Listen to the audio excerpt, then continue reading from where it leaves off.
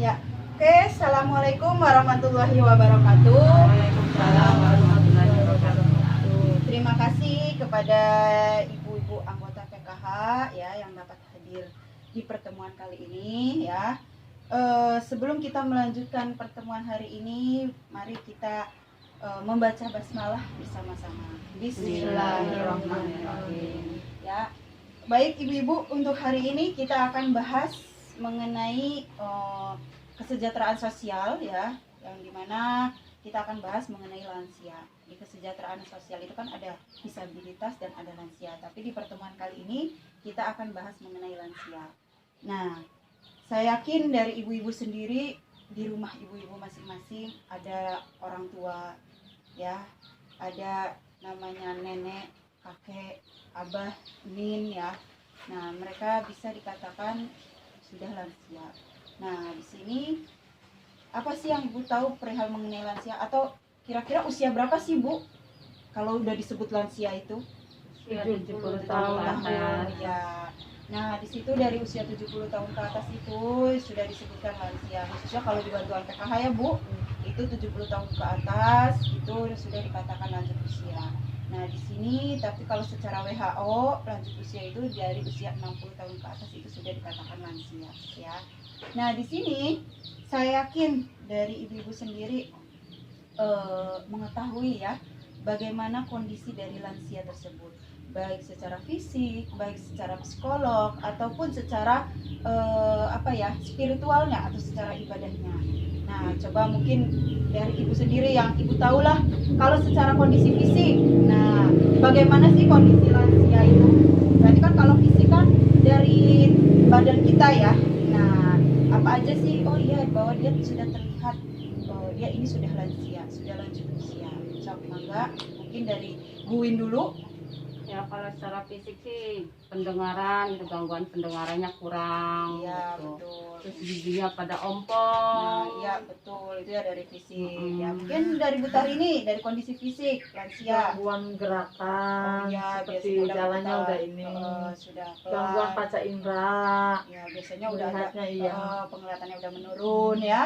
Mungkin dari Bu Ina, bagaimana untuk kondisi fisik kalau dari lansia ya? Rambut mulai berubah. Ya, udah mulai banyak rambut putih ya, Iya. rambut silver ya. Kulit mulai keriput. Iya, mulai keriput. Nanti pakai hand body ya biar mulus. Ya, nah mungkin saya yakin dari ibu-ibu sendiri tahulah kondisi secara fisik kalau kondisi lansia ya. Di sini bisa dikatakan sudah jelas sudah beruban ya, sudah putih lebih banyaknya. Walaupun memang kadang yang masih muda juga sudah ada rambut putih ya. Nah, tapi kalau udah lansia sudah jelas ya, pertumbuhan rambut hitam itu sudah mulai berkurang, jadi lebih banyak ke rambut putih. Kemudian apa? Dari kulit sudah mulai keriput ya. Kemudian juga ketahanan tubuh biasanya itu sudah mulai menurun ya, suhu tubuhnya dalam artian mereka sudah tidak kuat dingin ya, sudah tidak kuat panas. Jadi antara panas dan dingin itu harus stabil ya, tidak bisa terlalu panas, tidak bisa terlalu dingin ya. Kemudian apalagi dari pergerakan badan ya, biasanya kan namanya nenek-nenek, kakek-kakek yang lansia itu jalan sudah mulai pelan ya, atau mulai sudah bungkuk ya, biasanya sudah mulai pakai tongkat. Nah, itu bisa. Kemudian apalagi dari kondisi fisik. Nah, dari penglihatan biasanya sudah mulai menurun nih, penglihatannya sudah tidak bisa, sudah tidak jelas. Dari pendengaran, pendengarannya juga sudah mulai menurun. Kadang kita ngomong yang mungkin biasanya hanya jarak sedikit saja sudah terdengar. Nah, ini kan kadang mereka harus agak keras suaranya, atau bahkan kadang menggunakan alat bantu ya, untuk alat bantu pendengaran. Selain itu apalagi? Oh, giginya sudah mulai ompong. Jadi cara makan juga sudah tidak boleh makanan yang keras, makanan yang harus lembut ya, yang memang kondisi giginya itu sudah mulai tidak ada ya, walaupun memang ada beberapa yang masang gigi palsu ya Bu. Iya. Tapi kan kebanyakan mereka sudah busi ya, udah hanya gigi itu tinggal segigi. Selain itu apa? Sudah mulai banyak penyakit, biasanya sering sakit, baik sakit Alzheimer atau kadang pikunnya lupa. Kadang kita aja sebagai anak atau sebagai cucu kadang diingat, kadang lupa. Iya. Nah, kadang besok dia ingat, sekarang dia lupa, ya itu adalah penyakit kondisi pada saat lansia, ya. Selain itu apalagi diabetes, ya, atau bahkan stroke, ya. Walaupun memang penyakit-penyakit itu juga tidak memungkinkan ke lansia semua, ya. Kadang ke anggota yang masih muda, ya, yang masih sehat aja bisa terjadi penyakit seperti itu. Tapi memang kebanyakan baik asam urat, diabetes, stroke itu sudah banyak untuk usia-usia lanjut usia. Makanya di sini untuk WHO sendiri, ya, untuk kesehatan dunia bahwa lansia itu di usia 60 tahun ke atas. Nah, jadi dari usia 50 tahun, 60 tahun itu kita harus sudah mulai hati-hati dalam makanan.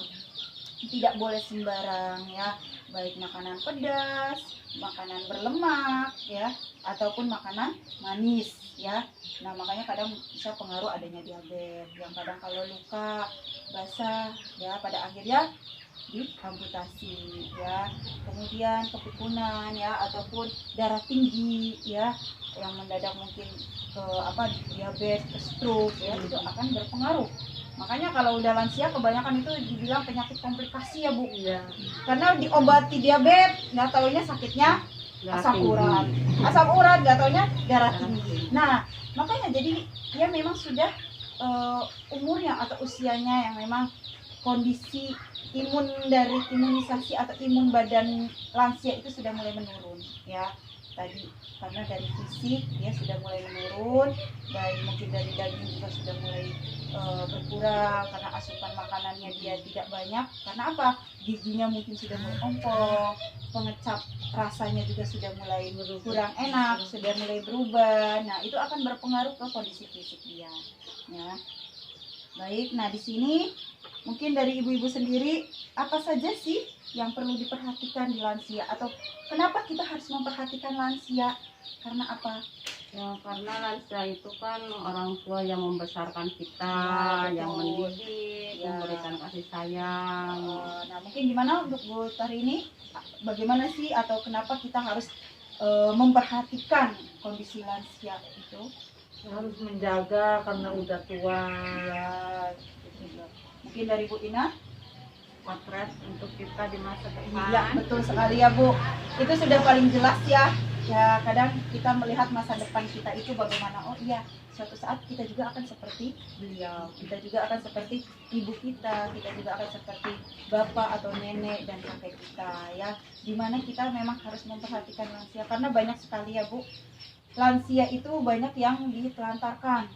Nah, salah satunya ya tuh, baik dari anak ataupun cucu kadang melupakan bahwa mereka itu pernah jadi bagian dari kita. Bahkan mereka yang paling istimewa, ya, dengan kondisi kita saat ini. Ya, tadi kita harus membalas kasih sayangnya, ya. Kemudian juga, oh iya, potret kita yang akan datang, kita suatu saat akan seperti ini. Jangan sampai kita menelantarkan, nanti pada akhirnya suatu saat kita seperti ini, kita ditelantarkan juga, ya. Nah, jangan sampai udahlah ibu, bapak, atau nenek, kakek di panti jompo, di panti lansia, jangan sampai ya Bu. Nah, makanya di situ pemerintah, ya, menggalakkan bahwa kita harus memperhatikan lansia. Nah, makanya di sini banyak sekali lansia yang kurang perhatian dari keluarganya. Nah, selain itu, nah tadi kan saya sudah bahas bagaimana sih kondisi secara fisik, ya, dari usia lansia ini. Nah, kalau secara psikolognya apa sih Bu? Nah, kan tadi kalau fisik kan berarti secara badan, ya. Kalau secara psikolog, Ya, sering melamun, suka melamun, ya. sendirian. Kayak itu mungkin dari ini. Udah jarang main, Jarang pengennya main. istirahat di rumah terus. Iya, betul ya. Jadi lebih banyak di rumah, ya Iya. Bu. Nah, mungkin dari Bu Ina gimana? Ya, tadi selain apa yang secara psikolog sering melamun, suka berdiam diri di rumah, ya mungkin apa perjalanan jauh, ya, sudah tidak bisa, ya, itu bisa terjadi di kondisi psikolog kita, ya, karena kondisi lansia ini sudah terbatas, ya, tidak seperti saat mungkin kita beranjak dari dewasa, ya, dari SD, SMP, SMA, mungkin bahkan sampai kita berkeluarga, ya, kita masih kondisi fit, ya. Tapi di sini kondisi lansia itu kadang walaupun kita ajak jauh, mereka sudah tidak mau, ya, tidak ada semangat. Kadang udahlah, nenek di rumah aja, bapak atau kakek di rumah aja, ya. Yaitu secara psikolog kan kadang mereka apa ya, lebih suka menyendiri. Lebih suka menyendiri, makanya kadang lebih suka di rumah. Cuman kadang seperti itu mereka, jadi timbal baliknya kita kadang lupa bahwa ini orang tua kita, ya, ini bahwa kita harus jaga. Makanya imbasnya apa? Kadang kita menelantarkan, udah biasa di rumah sendirian. Nah, padahal itu kan namanya lansia sangat bahaya ya kalau sendirian di rumah, karena ya tadi dari kondisi fisik dia jalan udah pelan, ya, semua kondisi badan udah banyak yang sakit.